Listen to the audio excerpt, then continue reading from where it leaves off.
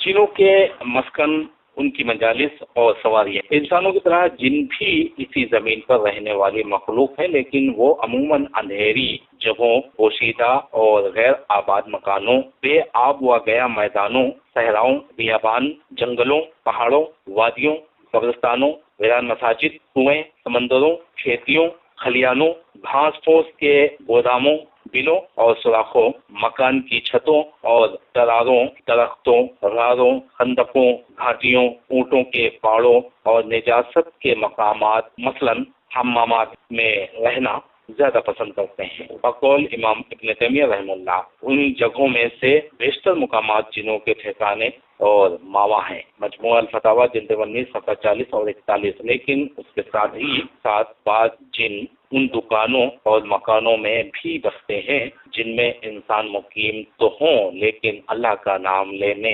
अल्लाह के जिक्र, तिलावत कुरान करीम, बिलखुसूस सूरह बकरा और आयतुल कुर्सी और नमाज व दुआ से गाफिल रहते हैं। एक मुत्तफ़क़ा अलैह हदीस में है कि गुरूब आफ्ताब के साथ अंधेरा होते ही शैतान बकसरत फैल जाते हैं। चुनांचे नबी करीम सल्लल्लाहु अलैहि वसल्लम ने हुक्म फरमाया कि इस दौरान हम अपने बच्चों को घरों से बाहर निकलने से रोक रखें।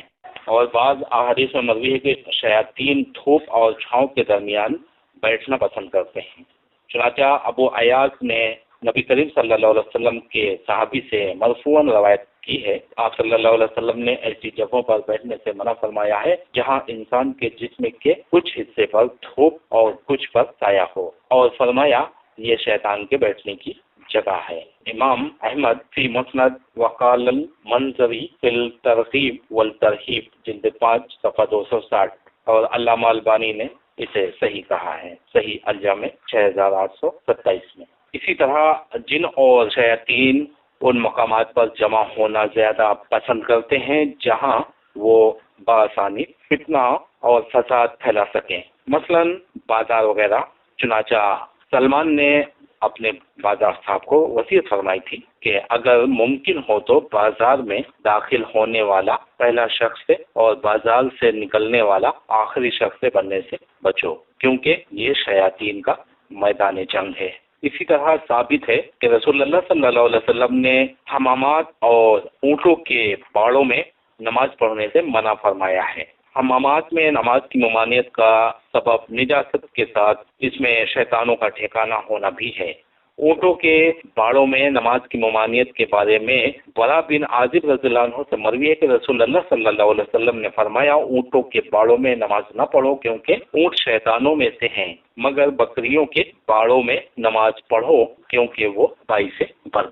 एक हैरत अंगेज रवायत सुना देता हूँ। एक रवायत में अब्दुल्ला बिन मग़फ़िल से ऊँट का शयातीन से पैदा होना बसराहत मरवी है। बयान करते हैं कि रसूलुल्लाह सल्लल्लाहु अलैहि वसल्लम ने फरमाया, बकरियों के बाड़ों में नमाज पढ़ो लेकिन ऊँटों के बैठने की जगहों पर नमाज न पढ़ो क्योंकि उन्हें शैतानों से पैदा किया गया है। रवा अहमद जिल्द 4 सफ़ा 150 वल तिरमिज़ी 348, इब्न माजा 769, सही अलबानी सही इब्न माजा जिल्द 1 सफ़ा 28।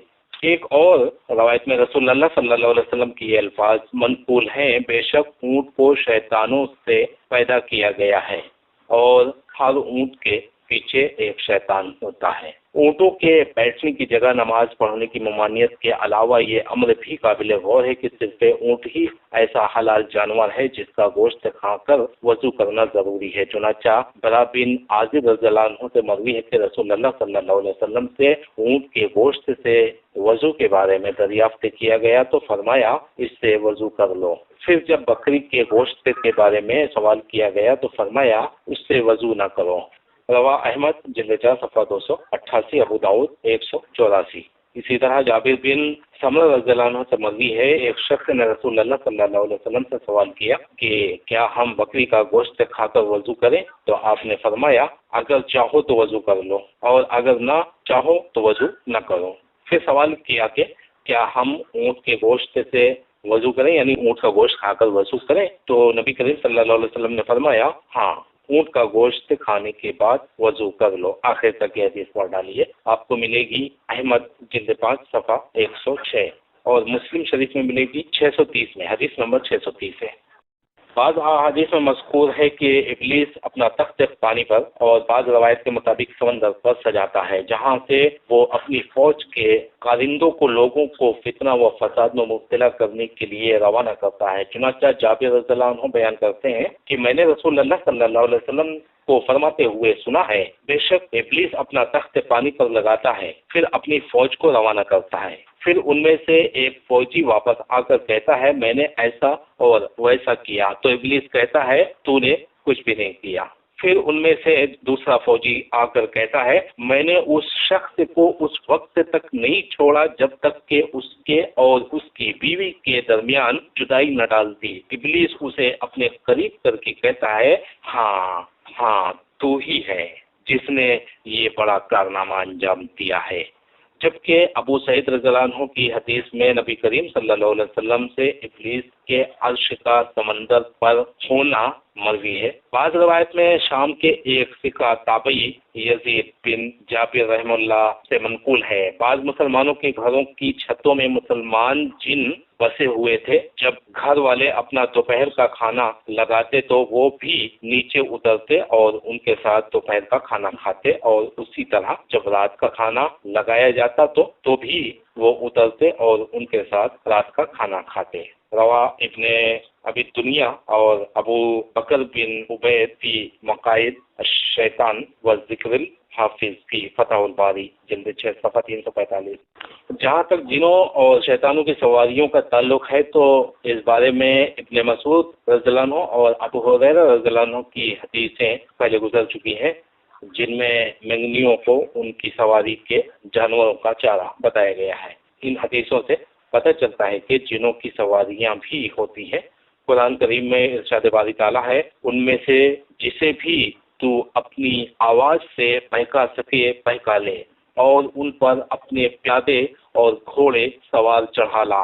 اس آیت سے بھی یہ پتہ چلتا ہے کہ شیطان کے پاس بھی گھوڑے اور سواریاں ہوتی ہیں۔ اب آئیے آگے بڑھتے ہیں۔ جنوں کی شادیاں اور افزائش سے نسلیں، یعنی ان کی نسل کیسے بڑھتی ہیں۔ جنوں کی شادی پر بعض علماء قرآن کریم کی اس آیت سے استدلال کرتے ہیں۔ وہ حوریں جنہیں ان سے پہلے کسی جن اور انس نے ہاتھ نہیں لگایا، سورہ رحمان آیت نمبر 56 میں یہ آیت ملے گی۔ جنوں اور شیطانوں میں مذکر اور مؤنث یعنی نر اور مادہ یعنی میل اور فیمیل دونوں جن سے پائی جاتی ہیں، ان کے مابین شادیاں ہوتی ہیں اور ان کی اولادیں بھی پیدا ہوتی ہیں۔ شیطانوں میں مذکر اور مؤنث میل فیمیل ہونا انس رضی اللہ عنہ کی اس حدیث سے ثابت ہے، جس کا تذکرہ انشاءاللہ آگے بیت الخلاء میں داخلہ کے وقت استعاذہ کے زیر عنوان آئے گا۔ آیت الکرسی کی فضیلت میں وارد ابو المتوکل اور ابن زریس کی روایات میں بھی مذکر اور مؤنث جنوں کا تذکرہ بصراحت موجود ہے۔ فتح الباری جلد 4 صفحہ 400۔ ارشاد باری تعالیٰ ہے کیا پھر بھی تم مجھے چھوڑ کر اسے اور اس کی اولاد کو اپنا دوست بنا رہے ہو، حالانکہ وہ تم سب کا دشمن ہے۔ سورہ کہف آیت نمبر 50۔ اسی آیت میں یہ پورے قرآن میں یہی ایک ایسی آیت ہے جس میں یہ واضح طور پر اللہ تعالیٰ نے بیان کیا ہے کہ ابلیس جن میں سے تھا۔ سورہ کہف آیت نمبر 50 اٹھا کر دیکھیے۔ قاضی بدر الدین محمد الشبلی رحمہ اللہ فرماتے ہیں یہ آیت اس بات پر دلالت کرتی ہے کہ جن اولاد کے لیے شادیاں کرتے ہیں، اور قتادہ رحمہ اللہ فرماتے ہیں اس سے مراد شیطان کی اولاد ہے، یعنی شیطان کی اولاد بھی اس طرح پیدا ہوتی ہے جس طرح بنی آدم کی اولاد پیدا ہوتی ہے، بلکہ باعتبار تعداد ان کی اولاد زیادہ ہوتی ہے۔ بعض دوسری نصوص میں شیطانوں کی ذریت کی کثرت کے بارے میں بصراحت مذکور ہے، لیکن اختصار کے پیش نظر ہم ان نصوص میں سے صرف ایک نص سابقہ عنوان جنوں کے مسکن ان کی مجالس اور سواریاں کے تحت بیان کر چکا ہوں۔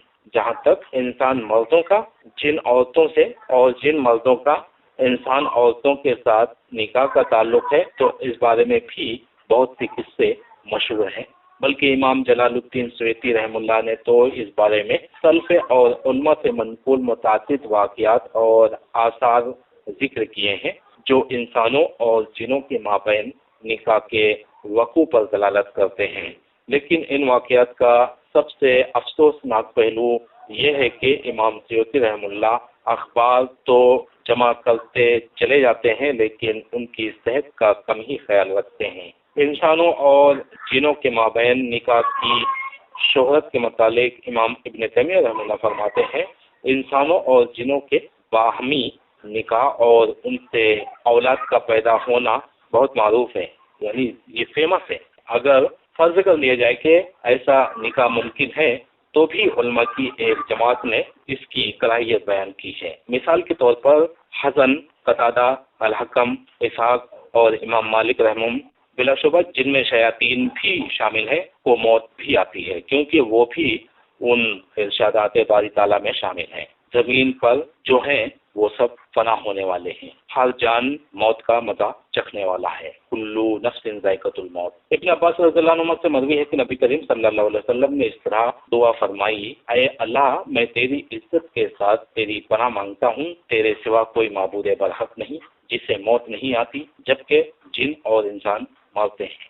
اور مشہور ہے کہ خالد بن ولید رضی اللہ عنہ نے شیطان العزا کو قتل کیا تھا۔ اسی طرح ایک اور صحابی رسول نے ازدہ نما جن کو قتل کیا تھا، جیسا کہ انشاءاللہ آگے ابو سعید خدری رضی اللہ عنہ کی حدیث میں بیان کیا جائے گا۔ جہاں تک ان کی عمروں کا تعلق ہے تو اس بارے میں ہمارے پاس کوئی صحیح اور قطعی علم موجود نہیں ہے۔ عموماً مشہور ہے کہ ان کی عمریں انسانوں کے مقابلے میں طویل یعنی لمبی ہوتی ہیں، طویل ہوتی ہیں۔ البتہ ابلیس کے بارے میں اللہ تعالیٰ کا ارشاد قرآن کریم میں اس طرح مذکور ہے، اس نے کہا کہ مجھے قیامت کے دن تک مہلت دیجیے۔ اللہ نے فرمایا تجھ کو مہلت دی گئی۔